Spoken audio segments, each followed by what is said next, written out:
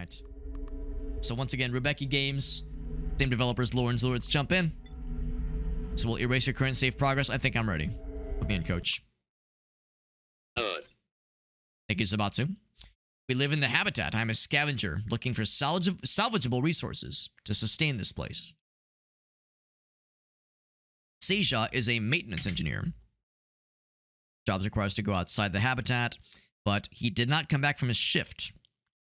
My buddy Seija did not come back from his shift one day. It's dangerous out there. Easy to get lost, run out of resources, and die. Went into the deep willingly, which is suicide without proper training. Scavengers only go on well-researched paths. I have to know why he went, so I volunteered to investigate. So our friend is missing under mysterious circumstances. That's where we come in.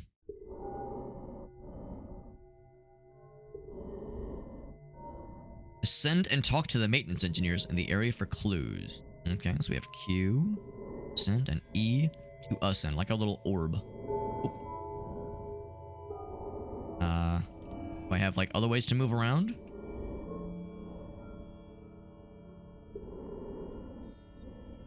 We're just ascending.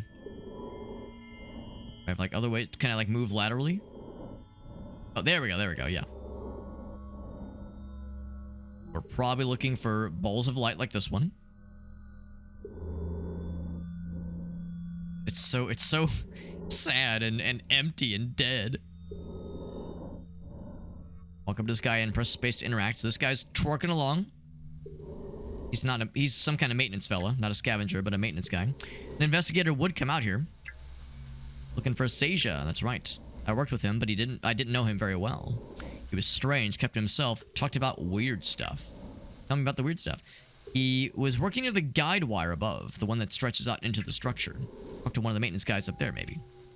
Might have more intel. Well, I see a thing up there. Looks kind of wiry to me.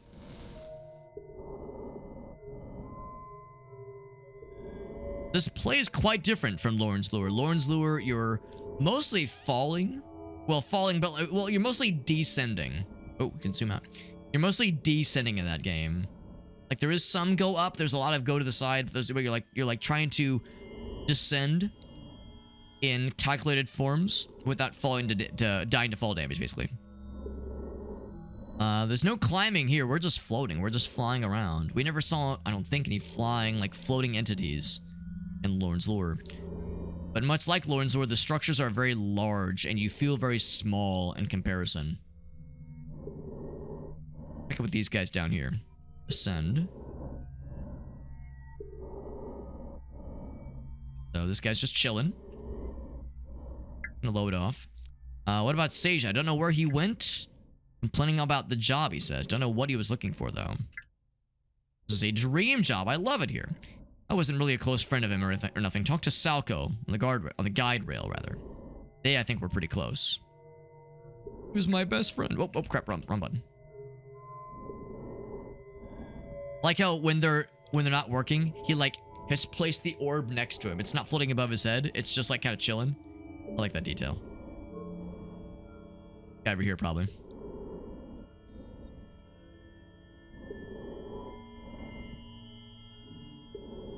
Like when you're floating, you're still kind of like kicking up a little dust trail behind you.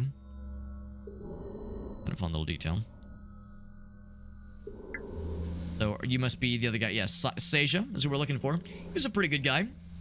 Never settled or satisfied, though. Always gets bored in an instant while you talk to him. Kept talking about going beyond the lab, he says. Should have been a scavenger, not a maintenance engineer. Thought he was a scavenger, but he's lost somewhere, just waiting for a rescue team. Check the abandoned lab up ahead for clues. Not too far if you just follow the guide rails, and you'll be on your way. It will be on your way. Sounds like that's where we're going. Follow the guide rail. How hard could it be? It will guide us right to it. Can I go fast? Can I like hold shift to go fast? I don't think so. This is narrowing.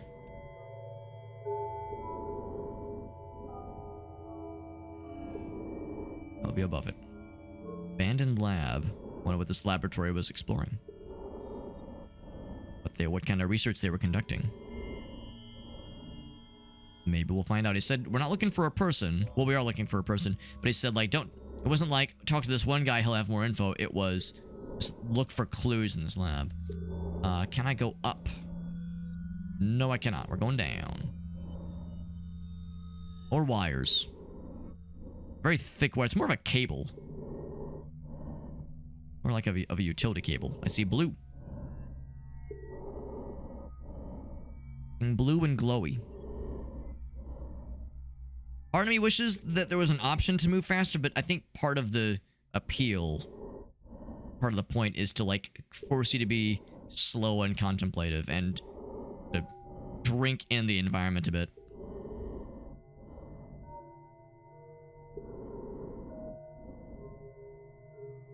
Oh yeah, that's where it came from, I think. There's something down below. Little desk down there. This right here. Terminal. Seja was here. Can't really make out anything on the terminal itself. His name comes up in the access log.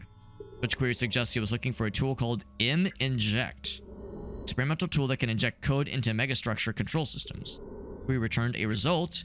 3 such tools available in this lab. If you find one of them, you can follow Seja's path, perhaps.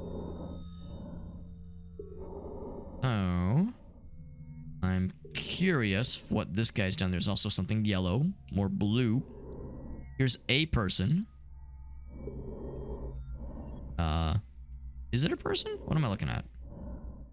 What is this? Papers look like they're from a manual for the suit. Oh, it's just a suit on display. Okay, not a person in there. Makes everything seem big. Good functionality. Filter out toxic spores from the atmosphere. You can kind of see little floaters. Little floaties. Operating temperature is very cold to impossibly hot. Propulsion system. Got that levitation orb. So without the orb, you don't levitate. Attachable components. Has the M-Inject. Augment suit functions. To augment the suit functions. Certain EEG signals to control suit and various attachments. Energy needed to control the suit derived from the orb's nuclear. Oh, wow. Oh, that's a little scary. Technology is pretty incredible.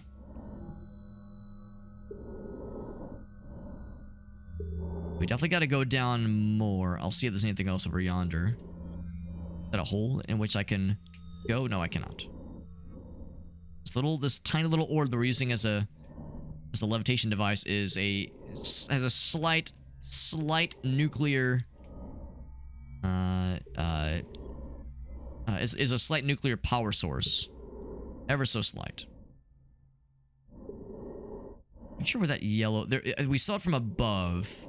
There's like a yellow something or another. It might be behind structure here. The elevator is online and functional. Be controlled with a special tool. Special tool, you say? I'm guessing I pop into here. Lower structure. It's not activated. Yeah, no controls.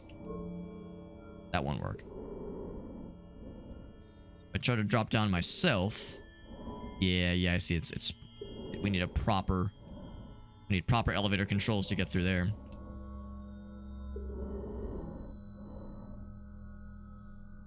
Is this what I was seeing? This is the guy. Oh, never mind. Okay, I didn't realize I was being. Wait, can you just go through this? One way. You can go through it one way. I don't know if that's intentional. Yeah, there's that mysterious little fella. Here's about the fella. Oh, I can just pick it up. I thought I'd fly down even further. Is this the special tool? This is the M-Inject. That we can use to get the elevator to work, because it sounds like that's what Seja was looking for. Since we took it, there's still something on the ground, actually. That's probably fine. What's this? Can't actually interact with it. So I could... Actually, no, I can't. That's a dead end. Yeah, we can just tell. You can just tell that's going to lead to nothing. Yeah, M-Inject actually might be what we need. Can I read any of the papers here? Documents are spread out and searched through erratically. Erotically? No, erratically, unfortunately. Research documents, it's what the lab was set up for. They suggest that the habitat is predicted to have life support system failure in 45 years from now. Not enough resources to sustain it. Researchers were proposing new land and or resource-rich locations. Why was this place abandoned, though? Seems like a bit of a problem.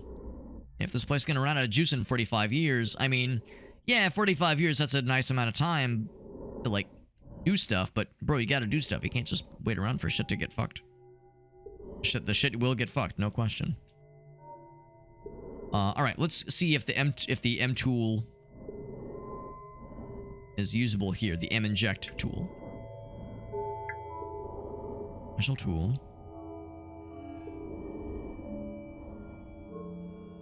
Oh, camera. Oh, there we go. Elevator activated. Ascending to the base. Oh, yeah. Down we go. I searched Sage's apartment for clues to his whereabouts. I found something concerning. Oh. Was not expecting a first-person exploration segment. This is his apartment. Some potato chips.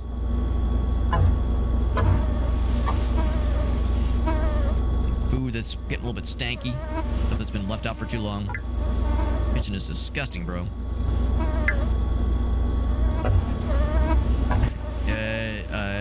Half of a calzone, a brownie, some soup, potato chips, severed limbs. It's probably sausages or something. Crumpled up notes in the trash. There's always something below when I'm out there. It keeps calling to me. Nobody else sees it. Can I flush the toilet? Can I leave him an upper decker? No and no. Non-functional mirror. I'm going to go down there. I know others have left the habitat. I want to see the truth. Your notes to leave for yourself in the bathroom. Unwashed clothes. I appreciate just jumbled polygon, just jumbled shape. Oh, seizure mode. Jumbled shape, just jumbled texture is like, you know, just trash or just clothes, whatever. Deja has some strange crumpled up notes on his desk. Where are we? Where is the habitat? I know it's in the structure, but what is the structure? All good questions.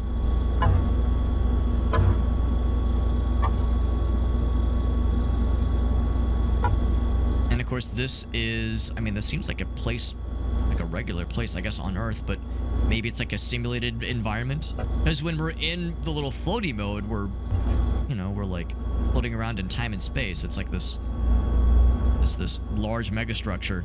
Maybe we're like commanding drones or something. An employee manual opened to a page. Don't go too far from the habitat with no explanation for why. Deja has circled it for some reason. There's a webpage open showing statistics of fatality rates and reasons on the job. Unexplained disappearances do happen sometimes, but at a low rate of 5% per facility. Well, or that's something. It could be lower, it could be higher, I suppose. What's up, Grammy says, whoa, whoa, whoa, this is my bedroom, Alex. That's my blob texture of unwashed clothes in the corner, Alex. What the hell? Anything else? The manual.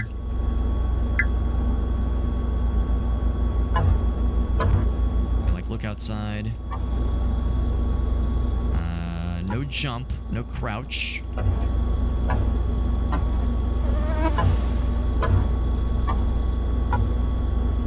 So there's really much else to speak of. Yeah, just the unwashed clothes. I didn't notice this. Oh, I guess it's just a light switch. I just leave. There's much about this his precise location. But he just went down somewhere. Let's head back to the outside. Right. Meat in this economy? Right. Now we're back into this mode. So yeah, so we went into the lower... Oh, maybe the idea is that was like a flashback. Maybe that's what that was. So now we're like in the actual lower parts of the structure. So that was a... Yeah, that was just like a flashback or something. Yeah, you saw like the sausages on his kitchen, the rotten sausages. I guess it's implied he's been gone for a while. Could go back that way, but I'm gonna assume they want us to go forward. I said down is generally what's recommended. So down we shall descend. We'll keep our eyes out for anything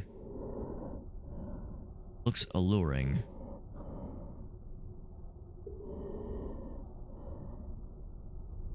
I think this looks encouraging. This large structure here.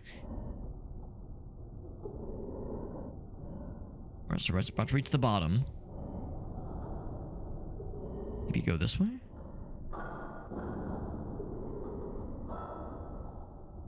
Let's say where exactly, but just said generally down is where things are going. Let's also look for any points of interaction, any machinery that has like things that can be diddled, terminals that can be read. Seems like usually these kinds of things glow pretty well, so you can see them from a distance. When in doubt, go down. There you go. That's my love language. Honestly, Grim, you're a goddamn hero. You're a goddamn hero, and there's not enough people like you in this world. You're a gentleman and a scholar. Scholar and a gentleman. Yeah, I guess here we go. Follow the cables, right? All the cables. If I had to guess, I see nothing else. Let's just follow that. That's if I had to guess, that's probably where we're going. I see something else. Something glowing. If it's glowing, it's where we're going. Maybe we need to turn off that fan so it doesn't slice our penises off.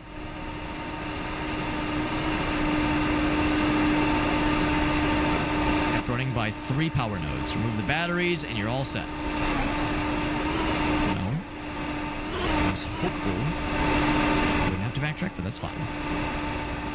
Maybe once you read that little blurb, it gives you, it like points out to you where you remove these fellers. Although it might just be this honking thing. Oops. Press the switch. And by press the switch, I mean yank the thing. Do I have to like take it with me or anything? I don't think so. Just yoink it. That's it. Nothing fancy. Nothing fancy, although it is pretty schmancy.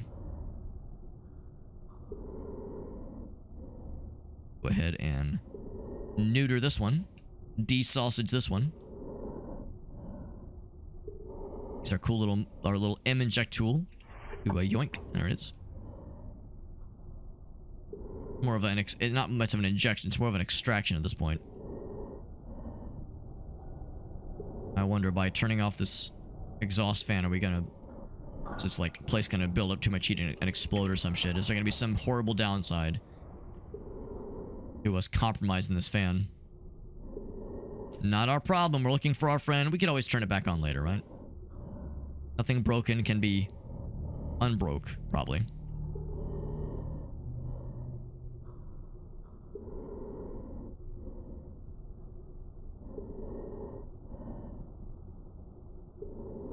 Batteries seem like good salvage. They do seem like good salvage. Since our guy is a salvaging guy. Scavenger, rather. You'd think that would be in his wheelhouse. We're kind of going off the clock on this little exploration station here. Hold on. B-E-T... I'm trying to read it backwards. Something return? Anyway. It's backwards, so who knows. Gobbledygook.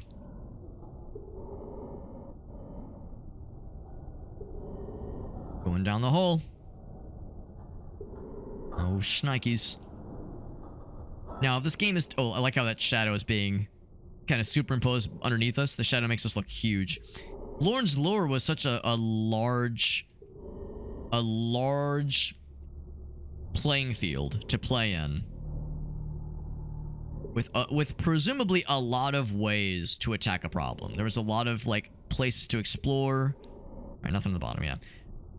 A lot of places to explore. Obviously one general direction you were trying to go. But Lorne's lore felt like there were a lot of ways to try to go about platforming and getting to your goal. So it was fairly open-ended. And there was some story and some lore, but it was more about the gameplay and more kind of contemplative. This game is probably more get from point A to point B, and there's like a solution for each challenge you're up against, like as opposed to it being kind of freeform. It's having a bit more of a narrowed narrative experience in this game compared to Lorne's Lore, which, yeah, was a bit more freeform. Not a bad thing necessarily, but just very different approaches and different specializations. I see red, by the way. Scary and red. Red means angy. Maybe means angy. I see a shape underneath it. Should I be afraid? Aroused? All the above? Oh. Is that a problem? Is that bad? It says our suit can take, like, pretty extreme temperatures pretty well. Can I go above? Like, pretty extreme heat and pretty extreme cold. We can withstand it. Is that you? Is that you, buddy? You're looking kind of dead. This is not Seja, but they are looking not great. They are dead. Their distress light is on. That's what the red is. They were down here for quite some time. What would a maintenance engineer be doing this far from the wall? Yeah, they're looking a little bit decrustified. Or incrustified, rather. I was worried this was going to be our bro. Oops, wrong button. It is not our bro. Go that way. Is there anything else this way? This is probably a dead end. Kind of dark. Kind of dark and scary. I need someone to hold my hand. I get scared easily.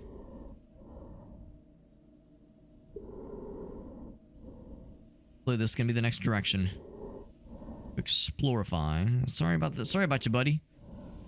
Not who I'm looking for, but sorry you're dead. Part of that 5% fatality rate we heard so much about.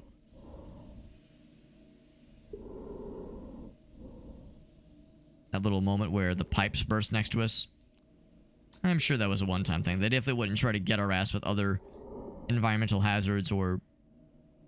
I don't know if I would call that a jump scare, but a jump startle. Oh, we got a lot brighter here. Whoa! Oomst. I'm gonna say it got a lot brighter. Oh, that person's alive. We got a live one. We got a live one, so that's the demo. There it is. Yeah, very, very mysterious. I kind of figured it would be brief and mysterious. It was advertised as taking like maybe 30 minutes at most to play through. So a pretty quick one. So a brief little demo. Brief little demo, and we can see in this screen right here that this, if we know that the red light is like a sign of a distress signal, basically. That means that that if that's a protagonist, then things are not good. Things are not good for our boy at some point. Art by Calliope Neurotoxins. That's a cool name. So Rubeki Games once again making something very cool and interesting. I like how it takes place in the same universe as Lorne's Lure. This makes me want to go back and play more of that game. I do like that game quite a bit. It's fun because we played the demo for that game like 3 or 4 years ago. We played the demo for, not for this game, but for Lorne's Lure. We played the demo for Lorne's Lure 3 or 4 years ago. At a time where not a lot of people, I think, knew about that game. It was kind of fun. We were, a little bit early to the party. I think the first time I heard about that game was probably like 2019, 2018. It had been a while. It had been a while. I'm glad there's going to be more contributions to that world's story.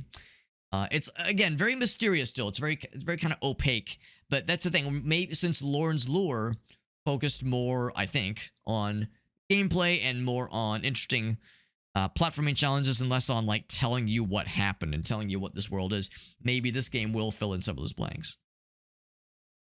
What if it's a red light district and our boy's about to go on an adventure, the adventure of a lifetime, Grim. Grim, once again, thinking with your head, the correct head, that head, exactly, that's the one.